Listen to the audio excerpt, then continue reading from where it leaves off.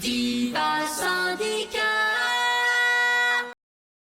Diva Express revient de manière express sur la carrière des plus grandes divas de la musique. Et aujourd'hui, dans Diva Express, on parle de Sister Rosetta Tharpe. Rosetta Tharpe, de son nom de naissance Rosetta Nublin, est née le 20 mars 1915 à Cotton Plant en Arkansas. Ses parents sont, comme l'indique le nom du bled, cueilleurs de coton. Mais hasard de dingue! Elle est initiée très tôt au chant par sa mère, qu'elle rejoindra d'ailleurs à l'âge de 6 ans dans sa troupe évangélique itinérante au chant et à la guitare. My guitar was too big for me. I was so tiny. They stood me up on the table so the people could see me. So that's where sister come from. Elle déménage par la suite, toujours avec sa maman, fraîchement divorcée, à Chicago et, pendant toute son adolescence, Rosetta a l'occasion de se produire régulièrement sur scène, se démarquant à une époque où les guitaristes femmes et noires de premier plan étaient rares. C'est un euphémisme. En 1934, à l'âge de 19 ans, Rosetta épouse Thomas Tharpe. Alors le mariage ne dure vraiment pas longtemps. Parce qu'on s'est vite lassé. Ouais. Puis le traiteur était pourri. Mais elle décidera de garder le nom de famille de son ex-mari comme nom de scène. Sister Rosetta Tharpe est née. En 1938, la mère et la fille s'installent à New York, où le talent indéniable de Rosetta lui permet rapidement d'obtenir une place au, je vous le donne en mille, Cotton Club, décidément. J'ai l'impression d'avoir déjà vu ça. À l'âge de 23 ans, Tharpe enregistre ses premières chansons gospel qui sont des succès instantanés, faisant d'elle l'une des premières artistes gospel à connaître un succès commercial. De plus en plus populaire, elle se retrouve à jouer avec certains grands noms du monde musical, Cab Calloway, Duke Ellington, Sammy Price.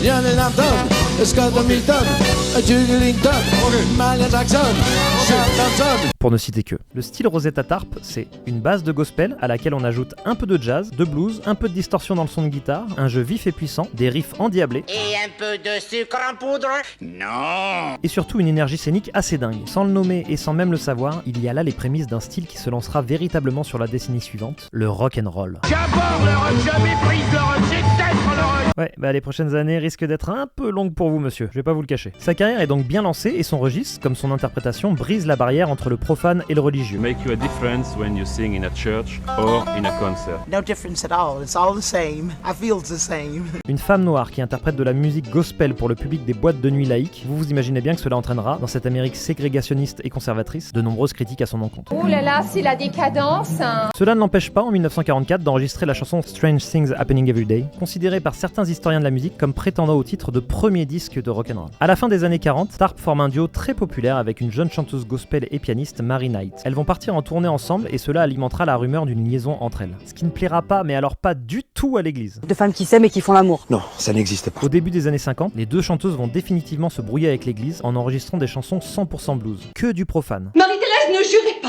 Un choix qui va fermer énormément de portes à Rosetta aux États-Unis et va amorcer une phase de déclin. Pendant ce temps-là, le rock se développe et il est peu à peu accaparé par de jeunes hommes que vous connaissez peut-être, qui vont conquérir le public, laissant Rosetta Tharpe de côté. En 1957, sa carrière connaît quand même un renouveau lorsqu'elle commence à faire des tournées en Europe et à jouer devant des publics qui ne connaissaient pas encore bien cette musique. Là d'où je viens, c'est un vieux rock bien rétro. Rosetta redevient une pionnière en étant l'une des premières artistes à faire connaître ses sons outre-Atlantique. Cela ne la fait pas pour autant renouer avec le succès commercial, ni avec la notoriété de son début de carrière. Le 9 octobre 1973, des problèmes de santé multiples et un second accident vasculaire cérébral auront raison de Rosetta. Décédée prématurément à l'âge de 58 ans, dans l'anonymat et en pleine éclosion du funk et du rock psychédélique. Y a plus de rock, y a plus de rocker, faut être honnête! Alors pourquoi Rosetta Tharpe est-elle une diva importante? Avant même que d'illustres figures de ce style n'apparaissent, Rosetta Tharpe jouait déjà un rock'n'roll qui n'avait pas encore de nom. Je crois que vous n'êtes pas encore prêt pour ce genre de choses. Par contre, vos gosses vont adorer ça. Avant-gardiste, elle a posé les bases de ce style, amené la guitare électrique sur le devant de la scène et influencé de nombreux artistes. Chuck Berry dira à son sujet: ma carrière a été une longue imitation de Sister Rosetta Tharpe. Little Richard et Elvis Presley l'ont qualifiée comme leur plus grande influence. Elle figure parmi les meilleurs guitaristes de l'histoire à une époque où peu de femmes, notamment noires, en jouaient. Malgré tout ça, il faudra attendre 2018 pour que son apport à la musique soit reconnu, en étant intronisée au Rock'n'Roll Hall of Fame à Cleveland. Aujourd'hui célébrée comme marraine du rock'n'roll, on peut dire qu'elle en est aussi et surtout